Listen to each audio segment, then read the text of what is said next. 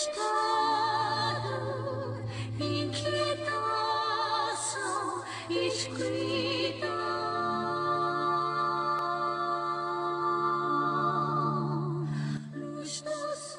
just want to start out by saying a few things about Grandia 2 before we get to the review.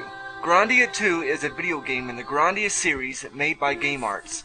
The game was originally released for the Sega Dreamcast in 2000 and later ported to both the Sony PlayStation 2 and the PC in 2002. The game itself is a Japanese-style anime RPG incorporating 3D graphics, voiceovers, and music. In addition to the story and battle system, the game is also notable for its musical score, written by the acclaimed Noriyuki Iwadare. Alright then, let's get to the review. When you fly in the sky, simply divine. You're dreaming, leave your worries behind. That's imagination. Can you feel it tonight? The fire inside is burning. All you gotta do is break through to make your wishes all come true.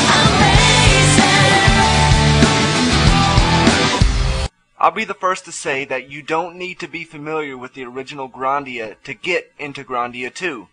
If you've played other RPGs or seen some anime, then chances are you'll find that the game's setting, plot, and cast of characters seem pretty typical. You play as Ryudo, a young but seasoned bounty hunter who's always looking to sell his sword to the highest bidder. At first he comes across like a bully, but as you might expect, over the course of the game, Ryudo shapes up into a more suitable heroic form as he travels the land with Elena, a princess who becomes stricken with an unusual curse. Elena is quiet and Ryudo is likable enough, especially when he banters with Sky, his talking hawk friend. Though some of the game's dialogue is spoken, most of it is written out on the screen, subtly pausing at times to give a sense of how the characters are probably inflecting. Some of the dialogue is actually quite good. You'll probably appreciate Ryudo's cynical interjections during some otherwise generic conversations about the usual sorts of problems that always seem to plague fantasy realms, such as that of Grandia 2. Grandia 2's combat system is one of the best aspects of the game. You won't find the numbingly repetitious random battles that can be found in most Japanese RPGs, because Grandia 2 does stay away with random encounters completely. And the combat system itself is considerably more interesting than usual. It's very dynamic and looks and feels almost as much like a fighting game as an RPG. It looks and feels a lot like the original Grandia. You'll watch as your characters constantly move about the battlefield, getting into the best position to attack their foes. The action occurs in real time and pauses only when one of your characters is ready to act. At that point, characters have a variety of options. They can perform an attack combo on a selected foe, or go for a critical hit that's faster than a combo but less damaging overall. Characters can all use a variety of different kinds of magic as well as items and powerful special abilities. They can dodge and defend also. Grandia 2 uses a system of initiative. Once you select an action for your character won't act right away.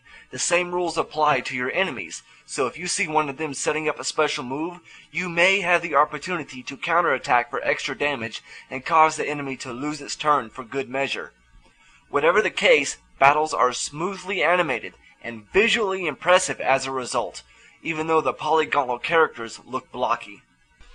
As for the voice acting, the performances are about as overdone as the character designs themselves are. In the end, the voices fit the roles well and help bring the characters to life.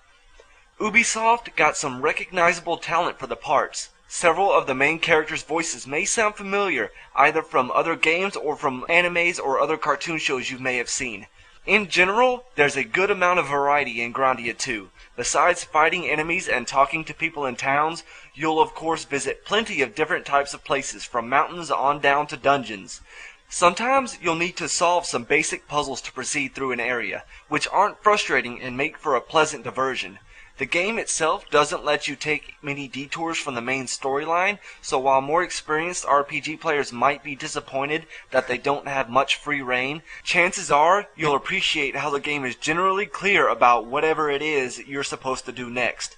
That, along with the fact that Grandia 2's areas are compact, keeps the game from bogging down. Though things move along quickly, Grandia 2 isn't a short game, and it should take you a good 30 hours or so before you reach the conclusion. Anyway, that wraps up episode 2 of the review.